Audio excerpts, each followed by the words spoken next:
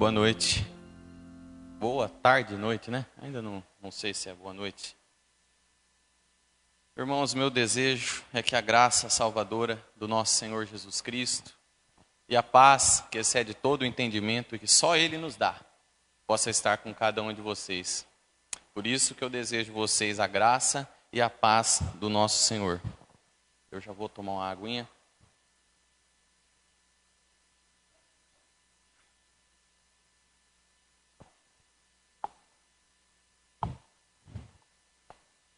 Fico muito feliz em poder estar aqui mais uma vez. Eu que passei aqui acho que umas 2 semanas sem vir. Quando o Wesley acaba não vindo, eu venho. E quando ele acaba vindo, eu acabo não vindo. A gente acaba se desencontrando um pouco. E a gente acaba sentindo falta de estar aqui junto com vocês. Mas glória a Deus por mais esse dia, né?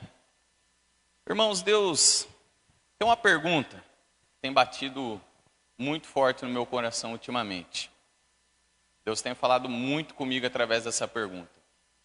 E é por que você faz aquilo que você faz?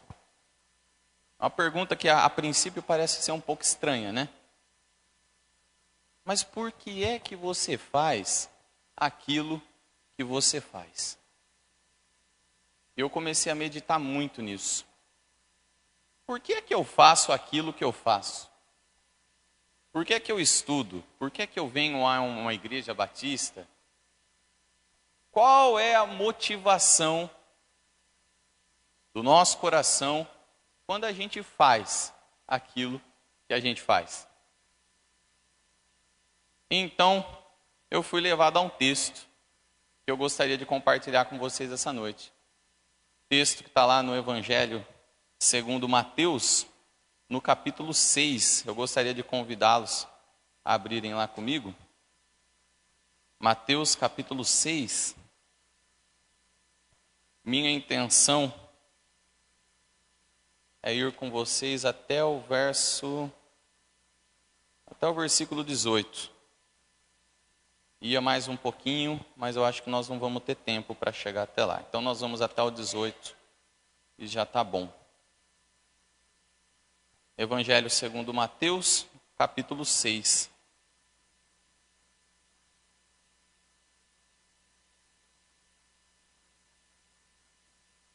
Todos encontraram? Eu não vou ler agora todo o texto, porque a gente vai fazer isso conforme a gente for seguindo com a exposição. Tá bom? Então eu gostaria de convidar você a baixar a sua cabeça e vamos orar. Pai, muito obrigado, Senhor. Nós te damos graça por mais esse dia que nós temos a oportunidade de estarmos aqui, Senhor. Num domingo, que é o primeiro dia da semana, Pai. E nós estamos começando essa semana aqui na Tua casa, para ouvirmos a Tua palavra, Senhor, sermos alimentados pelo Teu Evangelho, Senhor. Pai, em nome de Jesus, que essas palavras possam entrar no nosso coração, Senhor. Que elas possam tornar-se verdade na nossa vida, Pai. Em nome de Jesus, e que nós, Senhor, no momento da angústia, no momento da aflição, Senhor, nós não venhamos a nos esquecer delas, Pai. Em nome de Jesus, nós oramos. Amém. Mas antes da gente falar do texto em si, antes da gente falar dessa passagem, é necessário que a gente entenda um pouquinho do contexto, do que estava acontecendo aqui nesse texto, para que a gente consiga entender qual que é a real intenção do autor quando ele escreve o texto. Quando nós escrevemos uma carta, uma mensagem, a nossa intenção é que a pessoa que está recebendo essa carta, é que ela entenda o que a gente está escrevendo. Não é? É isso que acontece aqui no Evangelho. A ideia do autor era escrever para aqueles irmãos do primeiro século. E isso acontece com a gente, por exemplo, hoje em dia. A gente acaba vendo aí nos comerciais de TV, às vezes essas propagandas, né, de pacotes de torpedo grátis. Isso eu acho que nem existe mais hoje, né? Hoje já está com pacote de internet, a coisa já está andando, né? Mas até pouco tempo atrás a gente via essas propagandas. E a gente entende o que é isso. Pacote de torpedo grátis, a gente entende que é um pacote de mensagens virtuais para a gente enviar via celular, de um celular para o outro. Agora, se uma pessoa, há 50 anos atrás, lesse uma mensagem dessa, ela visse uma propaganda dessa, ela ia pensar, no mínimo, que se tratava de uma promoção para vender aqueles mísseis submarinos, aqueles torpedos, né, que afunda navio. Porque a palavra, conforme o tempo, ela acaba mudando, às vezes, o seu significado. E algo que foi escrito há 2000 anos atrás, para crentes, para cristãos do primeiro século, às vezes não tem o mesmo significado para a gente hoje.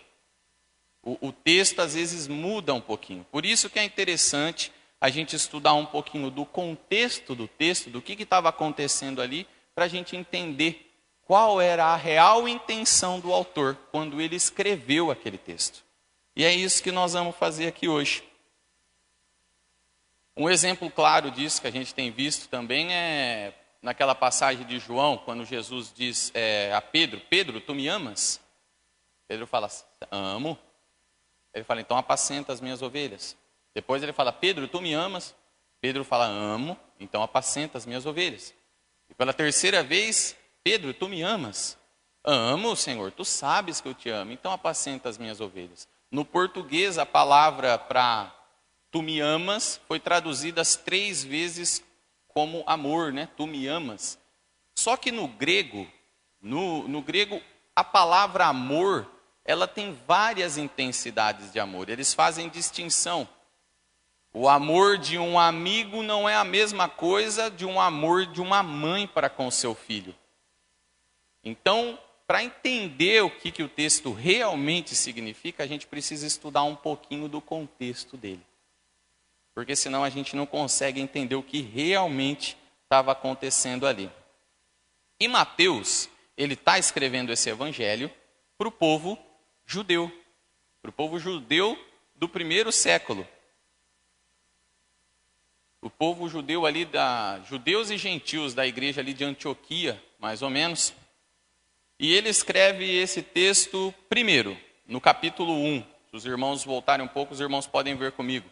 Primeiro ele fala que Jesus era o Messias que eles esperavam.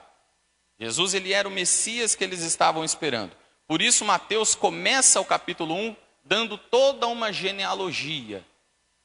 Genealogia que a gente lê lá, fulano que gerou ciclano, que depois gerou ao outro, que foi ao outro, e aquele monte de nome que na maioria das vezes a gente nem lê. Na verdade, chega lá naqueles textos de 2 Crônicas, Deuteronômio, Salatiel, que gerou a Micalael, que foi ao Pilatael, e a gente fala, meu Deus, o que é isso? A gente até pula. Mas isso é muito importante para o judeu. Porque o povo judeu, eles tinham promessas de Deus. Foi feita a promessa para Abraão, da sua descendência serão abençoadas todas as nações da terra. E aí veio de Abraão, que gerou a não sei quem, que foi até Davi. E a Davi foi feita outra promessa, da sua descendência virá aquele que vai remir a nação de Israel. Então Davi que gerou ao outro, que foi ao outro, que ao outro, ao outro, até chegar em Jesus. Esse é o propósito de Mateus, no capítulo 1, quando ele descreve toda aquela genealogia, para mostrar para o judeu que Jesus, ele vinha da descendência de Davi, ele vinha de Abraão, ele era um israelita de fato. Esse é o propósito dele. Depois aí no capítulo 3, ele vai falar sobre o cumprimento das promessas de Deus. Uma das promessas de Deus era o surgimento daquele que viria antes do Messias, para preparar-lhe o caminho. E nós sabemos bem quem é, João Batista, aquele que viria antes do Messias, a profecia de Isaías, que dizia, vós que clama no deserto, preparai o caminho do Senhor. É essa a intenção de Mateus. Então ele vem contando para aquele povo, olha como é que as escrituras estão se cumprindo. Ele é aquele que dizia a profecia. As profecias estão se cumprindo nele. E aí, entrando no capítulo 4, ele vai falar sobre a tentação de Jesus no deserto.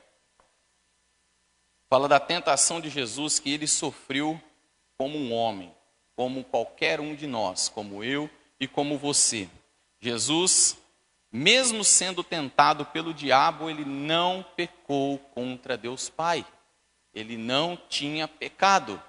O sacrifício, quando era feito no templo, deveria ser um sacrifício perfeito. E Mateus está mostrando aqui que Jesus, mesmo sendo tentado pelo diabo, ele não pecou. Ele continuou sendo perfeito. E Jesus, ele não se utiliza dos seus poderes divinos contra o diabo. Por isso que quando o diabo chega ali, ele fala assim, você está com fome? Então manda que essas pedras se transformem em pão. Você não está com fome? Qual que é o problema? Só que se Jesus fizesse isso, ele ia usar o seu poder divino para curar uma dor humana. Algo que é do próprio do ser humano. E aí qualquer um poderia dizer, não, tudo bem, o Senhor sofreu. Mas quando o Senhor sofreu, o Senhor usou o seu lado divino. E Jesus com isso ele nos mostra que mesmo diante das adversidades, mesmo diante da dor, é possível suportar.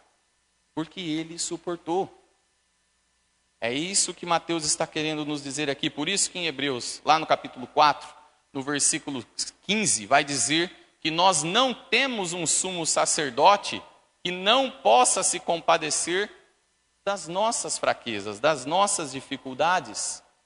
Por quê? Porque antes ele foi tentado em todas as coisas à nossa semelhança, mas sem pecado.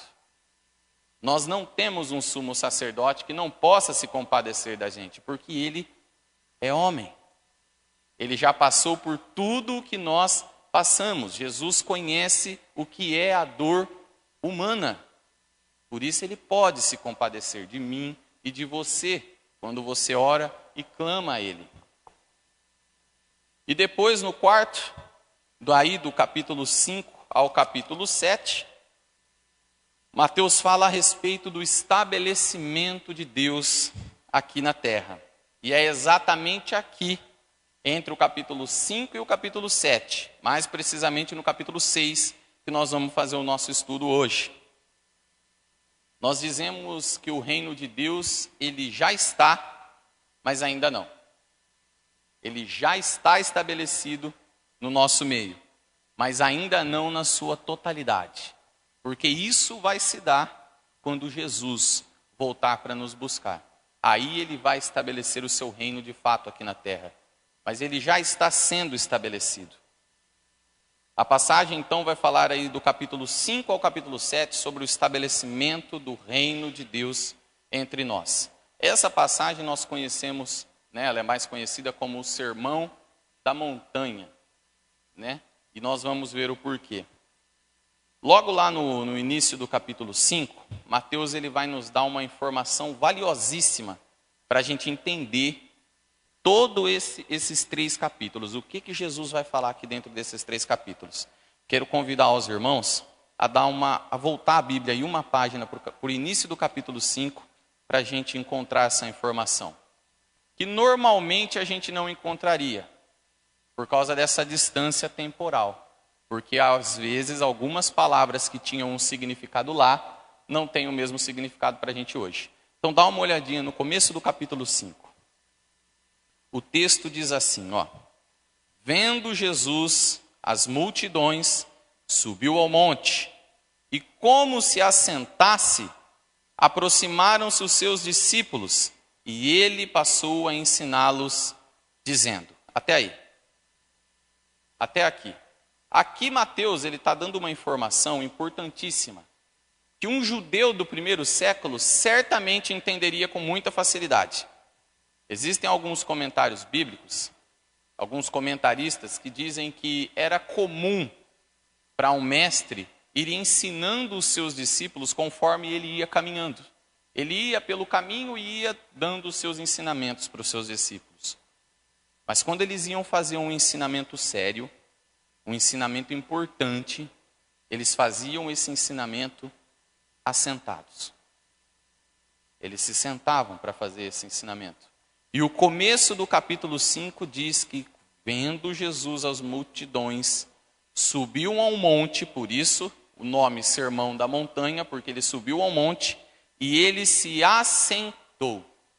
Quando ele se senta, os seus discípulos se achegam perto dele e ele começa a ensiná-los. Isso quer dizer para nós que o que Jesus vai ensinar aqui é algo muito importante, algo que nós precisamos dar uma relevância maior, para que nós precisamos prestar mais atenção no que ele vai falar aqui para a nossa vida. Por isso que nas sinagogas, dentro das sinagogas onde os judeus se reuniam, tinha uma cadeira lá dentro que era chamada a cadeira de Moisés. E quando eles iam ensinar a lei e os profetas para o povo, eles faziam isso assentados da cadeira de Moisés. Então tudo aquilo que era importante eles faziam assentados. Hoje em dia, por exemplo, a gente costuma falar isso mais no meio acadêmico, quando nós dizemos que um professor ele tem cadeira cativa numa faculdade. Isso significa que o professor ele tem ali o seu lugar estabelecido. O Papa, quando ele vai falar alguma coisa importante para a Igreja Católica, ele fala ex cátedra, sentado da cadeira. É daí que vem esse termo. E aqui Mateus, então ele nos diz que como Jesus se assentou, os seus discípulos se achegaram, se aproximaram dele e ele passou a ensiná-los. Ele vai dizer algo aqui muito importante. E Jesus ele começa a fazer os seus ensinos e ele começa a falar sobre diversos aspectos do reino de Deus. Sobre diversos aspectos que iriam reger o reino de Deus.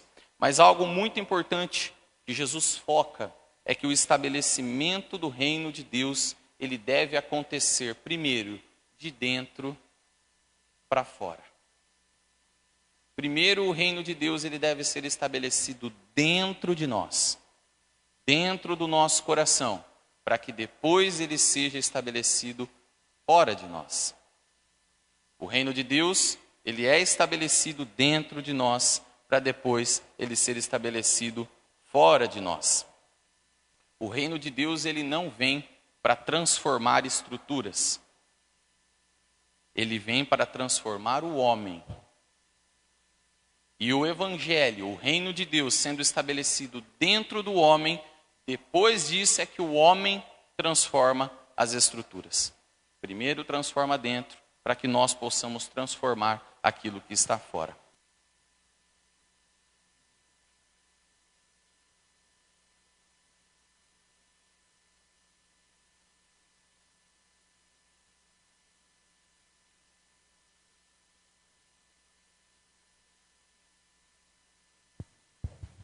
Som. Estão me ouvindo? Se esse microfone fosse crente, é isso. Está vendo? Se ele fosse transformado, ele não ia parar agora. Por isso, no começo aí do capítulo 6, Jesus ele começa falando sobre qual deve ser o propósito agora que nós vivemos no reino de Deus. Vamos ver aí então, começo do capítulo 6. Nesses versículos, então, Jesus ele vai nos ensinar algo muito importante. E ele vai começar fazendo uma breve introdução de tudo aquilo que ele vai falar dentro desse capítulo. Está aí no versículo 1, ele diz assim: guardai-vos de exercer a vossa justiça diante dos homens, com o fim de serdes vistos por eles. Doutra sorte, não tereis galardão junto ao vosso Pai Celeste. Guardai-vos de exercer a vossa justiça diante dos homens, com o fim de ser vistos por eles. A primeira parte desse versículo, ela nos fala da nossa motivação. A nossa motivação, ela não deve ser buscar a glória humana. Ela não deve ser em buscar o reconhecimento dos homens.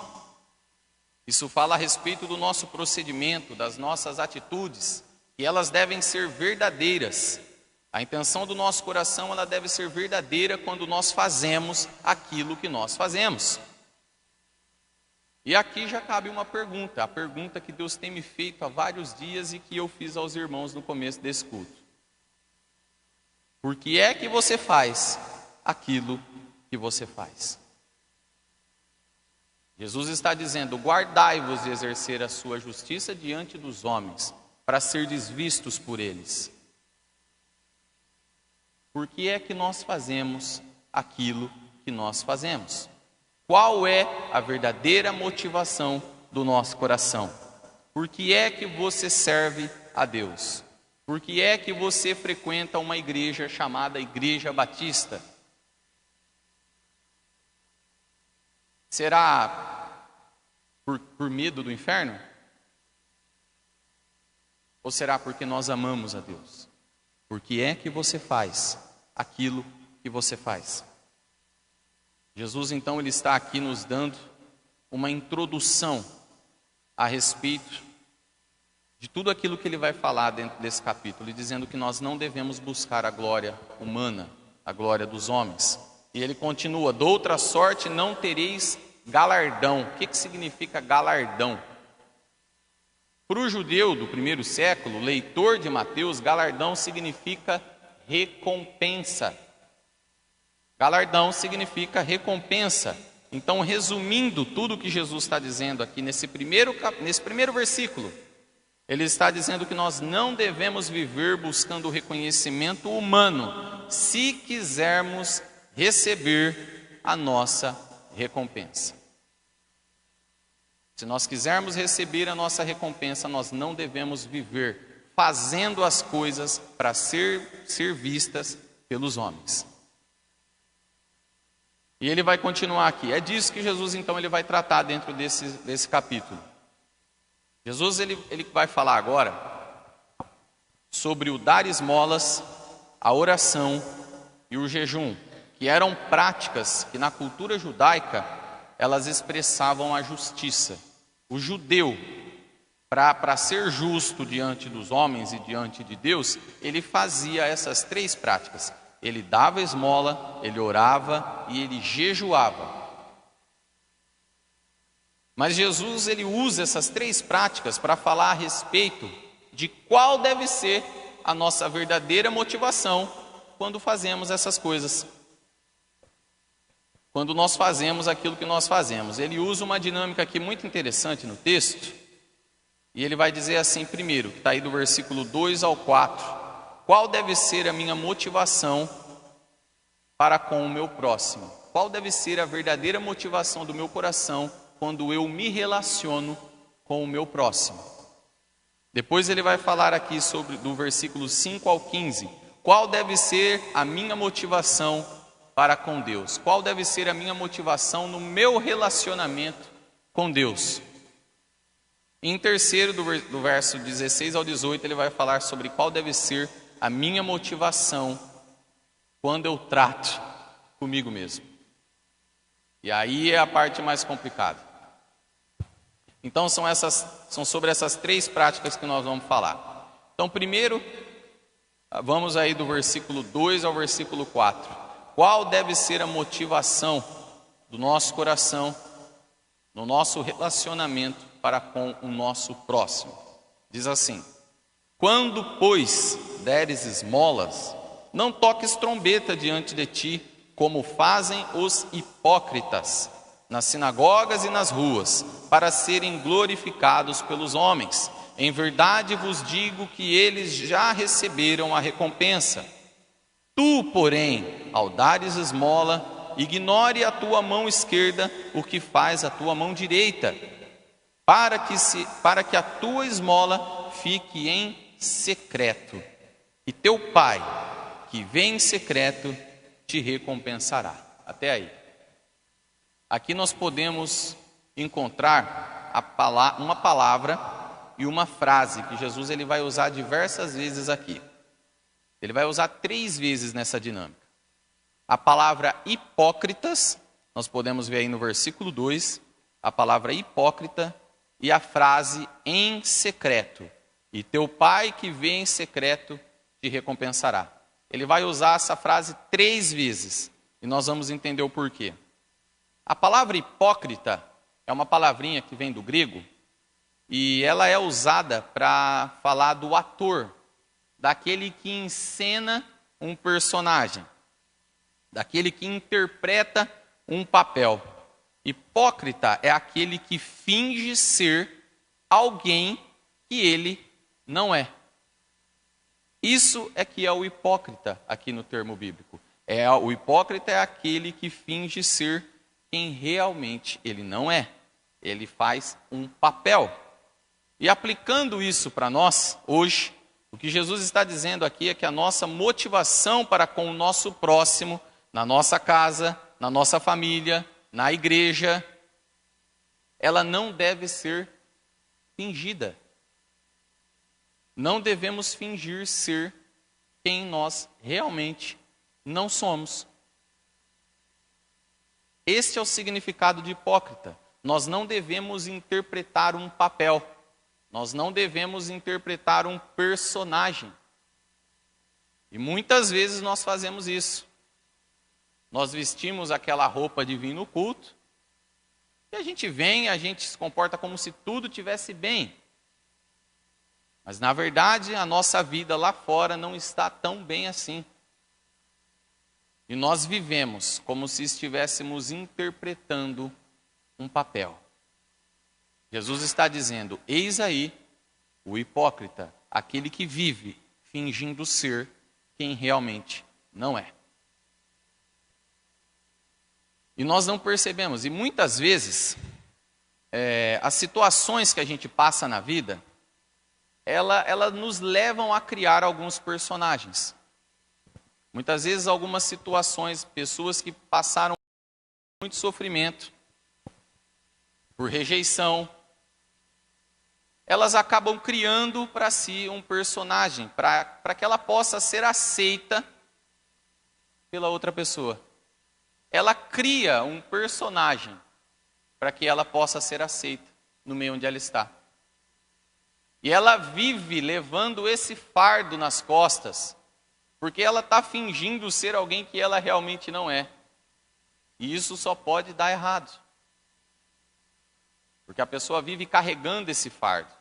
E uma hora ou outra, isso vai dar problema.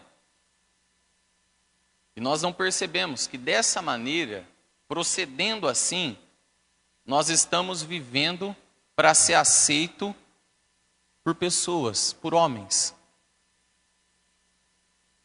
Estamos vivendo de forma hipócrita, fingindo ser alguém que nós não somos. Buscando o reconhecimento, a glória das pessoas e não de Deus. E isso acaba por destruir a nossa vida espiritual. E Jesus ele continua dizendo que devemos agir em secreto. Ele vai dizer aí, no finalzinho do verso 3, no finalzinho do verso 4. Aqui Jesus ele não está defendendo que nós devemos viver de forma daquele crente 007, né? Aquele crente que faz as coisas para ninguém saber o que ele está fazendo. Não é isso que Jesus está dizendo. O que Jesus está dizendo aqui no texto, o ponto que Jesus quer chegar aqui, é sobre a motivação do nosso coração. Ela deve ser uma motivação correta. Aquilo que a tua mão esquerda faz, a direita não precisa ficar sabendo. Nós não estamos buscando o reconhecimento de homens. Nós fazemos isso para sermos reconhecidos por Deus. O teu Pai que vê em secreto te recompensará. Deus é aquele que conhece o secreto do nosso coração. Deus é aquele que conhece os nossos pensamentos. Deus é aquele que sabe aquilo que nós pensamos quando deitamos a cabeça no travesseiro, naqueles momentos em que estamos sozinhos. Deus ele é o único que conhece as nossas orações. O teu Pai que vê em secreto. Então o que Jesus está dizendo aqui é que nós não devemos ser esse crente agente secreto que faz as coisas para ninguém ficar sabendo, não. Ele está dizendo que faça em secreto porque o Pai que conhece o secreto te recompensará. E Jesus continua agora falando do segundo tipo de motivação que nós temos, aí do verso 5 ao verso 15. Ele vai dizer assim, sobre a nossa motivação agora para com Deus, no nosso relacionamento para com Deus, sobre a oração. Ele diz assim no verso 5, e quando orardes, não sereis como os hipócritas. Está aí a palavrinha hipócrita de novo. Porque gostam de orar em pé nas sinagogas e nos cantos das praças para serem vistos dos homens. Em verdade vos digo que eles já receberam a recompensa. Tu, porém, quando orardes, entra no teu quarto e, fechada a porta, orarás ao teu Pai, que está em secreto. E teu Pai, que vê em secreto, te recompensará. Aqui Jesus ele usa essa dinâmica novamente, para nos dizer que a nossa motivação para com Deus deve ser verdadeira, não buscando o reconhecimento dos homens, porque Ele conhece o nosso coração. Ele continua no versículo 7 dizendo assim: e orando não useis de vãs repetições como os gentios, porque presumem que pelo muito falar serão ouvidos. Não vos assemelheis, pois, a eles, porque Deus, o vosso Pai, sabe o que tem necessidades antes que lhe o peçais. Quando os fariseus eles iam orar, eles gostavam de fazer aquelas orações, né, miraculosas, em voz alta, né? Nós temos lá em Lucas, no capítulo 18, Jesus ele contando uma parábola do fariseu e do publicano. E o fariseu orava falando alto: ó Senhor, obrigado porque eu sou essa bênção. E o publicano ali, quieto, falando: ô Senhor, tem misericórdia de mim, porque eu sou um pecador. Eu não mereço estar aqui. E aí a moral da história é: quem saiu dali purificado? Quem foi para sua casa purificado? Jesus diz: aquele que se humilhou. Aquele que reconheceu que era pecador. E não aquele que orava alto e que pelo seu muito falar achava que ia convencer a Deus de alguma coisa. E Jesus aqui ele está dizendo que Deus ele já conhece as nossas necessidades. Mas isso quer dizer que a gente não deve orar? Então, se Deus já conhece, para que eu vou orar? Não. Aqui Jesus ele nos diz que quando nós orarmos, nós devemos ser verdadeiros para com Deus. Nós devemos falar o que nós realmente sentimos. Às vezes nós vamos orar e a gente quer falar bonito. A gente fala com as pessoas normalmente: ô, tudo bem aí, tudo bom, tal. Mas quando nós vamos orar, nós falamos: ó Pai, grandioso, in excelsis, umas palavras que nem no dicionário não existe. Umas palavras que ninguém conhece. A gente usa de palavras polidas, de uma coisa tão linda para falar com Deus, e a gente se esquece que Deus conhece o secreto do nosso coração. E que não adianta a gente ficar ali falando e aquela coisa toda, porque Deus conhece você. O que Cristo está querendo nos dizer é que nós devemos ser verdadeiros. Verdadeiros em todas as questões das nossas vidas. E no momento de orar, Deus que conhece o nosso coração, que sabe aquilo que você pensa, que sabe aquilo que você faz e o porquê você faz. Ele não precisa de todo esse teatro, de todas essas máscaras, de que a gente viva, de que a gente fale com Ele fingindo ser aquilo que a gente não é. Eu costumo brincar de vez em quando com o Wesley, eu falo para ele que isso aqui, o microfone tem um poder assustador. Porque a pessoa ali, para te dar um bom dia, ela falou: tudo bem, bom dia, tudo bom. Mas quando pega isso aqui na mão, transforma. Vira uma outra pessoa. Fala de um jeito diferente, se expressa de um jeito diferente por causa de uma peça. Alguma coisa está acontecendo de errado. A pessoa que é uma aqui embaixo e que se transforma aqui em cima com isso, alguma coisa está acontecendo de errado. E por favor, não tô dando indireta em ninguém aqui, pelo amor de Deus, porque isso é coisa de hipócrita, né? mas nós não devemos fingir ser quem não somos. E Jesus aqui, então, ele não está dizendo que nós não devemos orar, ele está dizendo que nós devemos ser verdadeiros para com Deus. E aí ele continua, então como orar? Como nós devemos orar? Como é que nós devemos nos dirigir a Deus? Está aí do versículo 9 em diante, ele vai dizer assim: portanto, vós orareis assim: Pai nosso que estais nos céus, santificado seja o teu nome, venha o teu reino, faça-se a tua vontade, assim na terra como no céu. Até aqui. Vocês perceberam que as primeiras 3 petições dessa oração não falam nada a respeito de nós? As 3 primeiras petições dessa oração vão falar somente a respeito de Deus e da sua glória. Ele vai dizer aí: santificado seja o teu nome, venha o teu reino, faça-se a tua vontade. Essa oração muitas vezes ela tem sido erradamente interpretada, né? E as pessoas têm repetido essa oração como se ela fosse um mantra. E na verdade não, Jesus ele está nos dando aqui um modelo.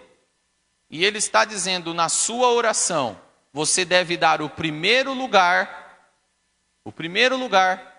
para Deus.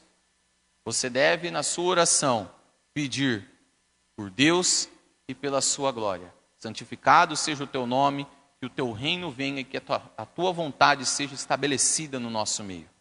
Nós devemos então dar o primeiro lugar a Deus e pedir para que a vontade de Deus seja estabelecida no nosso meio.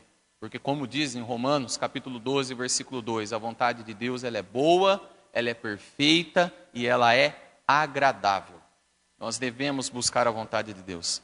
E na segunda parte, que vai aqui do verso 11 ao verso 13, Jesus ele vai falar a respeito da provisão de Deus em todas as esferas de tempo da vida humana. Nossa, como assim?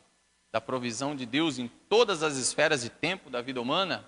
Exatamente isso. Nós vamos ver como é que isso funciona. Porque Deus ele nos sustenta hoje. Deus ele nos sustentou ontem. E Deus ele vai continuar nos sustentando no futuro. Ele diz assim no verso 11: o pão nosso de cada dia dá-nos hoje. O pão nosso fala do sustento, da nossa dependência de Deus. E quando nós pedimos o pão de cada dia, nós estamos confessando a Deus: Senhor, o nosso sustento depende de Ti. Meu sustento não depende só do meu trabalho. Meu sustento depende de Ti, que o Senhor me sustente. Porque se eu não tiver saúde, nem para o trabalho eu não vou. E o meu patrão não vai me pagar se eu não for trabalhar. Aliás, se eu não tiver saúde, eu não faço nada. Então, o nosso sustento depende de Deus. Nós somos sustentados por Ele. E essa é a provisão de Deus para o dia e para o tempo de hoje. O pão nosso de cada dia, dá-nos hoje. Essa é a provisão de Deus para hoje.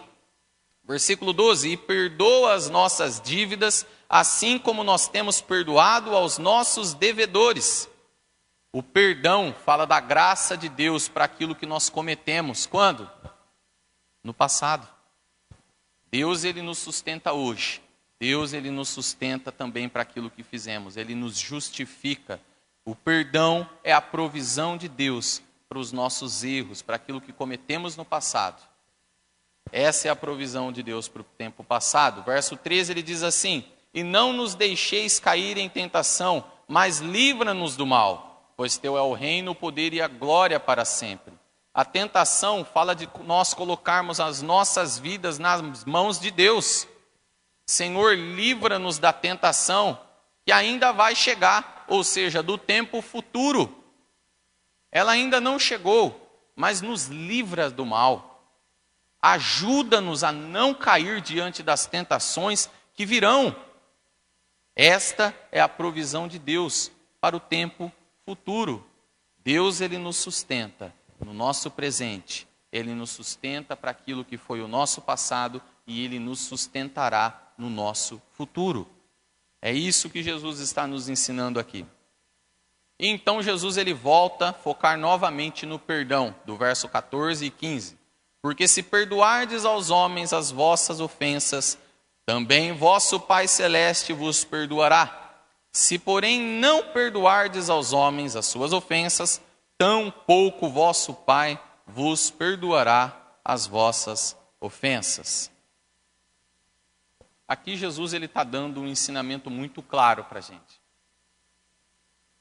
Se você recebeu o perdão de Deus para a sua vida, quando você entregou a sua vida a Ele, se você recebeu esse perdão, você deve perdoar. Nós vemos aqui mais para frente, em Mateus, eu acho que no capítulo 18, eu não me lembro o verso, acho que do verso 23 em diante, ele vai falar sobre a história do credor incompassivo. Ele vai dizer que um rei tinha muitas posses e ele tinha um servo que devia muito dinheiro para ele. E ele chamou esse servo e cobrou esse servo. E o servo se humilhou diante dele e falou: Senhor, eu não tenho com o que te pagar. Não tenho com o que te pagar. Então esse rei perdoa a dívida dele, uma dívida enorme. E esse servo sai da presença do rei e caminhando ele encontra um conservo seu, uma pessoa que devia uma pequena quantia de dinheiro. E ele agarra aquela pessoa pelo pescoço e ele diz: paga o que me deve. E aquele homem não tinha também com o que lhe pagar, e aquele homem se humilha dizendo: eu não tenho com o que te pagar, perdoa-me. E ele leva esse homem e ele o prende. E ele diz que só vai sair daí quando tiver terminado de me pagar. E as pessoas ficam sabendo daquela história e vão até o rei e dizem: olha, ele prendeu o rapaz porque o rapaz devia um dinheiro para ele. E o rei então manda chamar aquele homem de novo. E diz a ele: você estava aqui, me devia muito dinheiro, e eu te perdoei toda aquela dívida. Não devia você também perdoar a dívida do seu irmão para contigo? E o homem, então aquele rei, lançou aquele homem na prisão. E dali o rei disse: você não vai sair daí enquanto não pagar até o último centavo. E a última palavra, lá no verso 35, diz assim: assim também meu Pai Celeste vos fará, se do íntimo, se verdadeiramente, se daqui de dentro, não perdoardes cada um a seu irmão. Esse foi o ponto que Jesus chegou. Assim também meu Pai Celeste vos fará, se do íntimo não perdoardes cada um a seu irmão. Se você quer o perdão de Deus para a sua vida, você deve perdoar. Esse é um ensino muito simples de Jesus. Então, nós vamos para o terceiro ponto, para a gente finalizar, que vai aí do verso 16 ao verso 18, que vai falar agora não mais sobre a minha motivação para com Deus, mas agora sobre a minha motivação, sobre o meu tratar comigo mesmo. Como é que eu trato comigo mesmo? Diz assim: quando jejuardes, não vos mostreis contristados como os hipócritas, porque desfiguram o rosto com o fim de parecerdes aos homens que jejuam. Em verdade vos digo que eles já receberam a recompensa. Tu, porém, quando jejuardes, unge a cabeça, lava o rosto, com o fim de não parecer aos homens que jejuais, e sim ao teu Pai, em secreto. E teu Pai, que vê em secreto, te recompensará. Novamente, Jesus ele nos diz que a nossa motivação para com Deus deve ser verdadeira. Não buscando o reconhecimento dos homens, e nem o nosso próprio reconhecimento, porque Ele conhece o nosso coração. 3 vezes Jesus faz esse alerta, E em todas as áreas da nossa vida, nós devemos fazer o que fazemos com verdade, com a verdadeira motivação do nosso coração diante de Deus. E depois Jesus ele vai voltar falando do perdão. Perdão de Deus para você. E nós também devemos lembrar que existe um tipo de perdão, que é o perdão nosso para com nós mesmos. Muitas vezes, a gente comete erros na vida que a gente não consegue se perdoar. É difícil você perdoar alguém que faz alguma coisa ruim contra você. Mas quão difícil é você se perdoar de algo que você fez no passado. Ainda mais se você não tem mais como voltar atrás.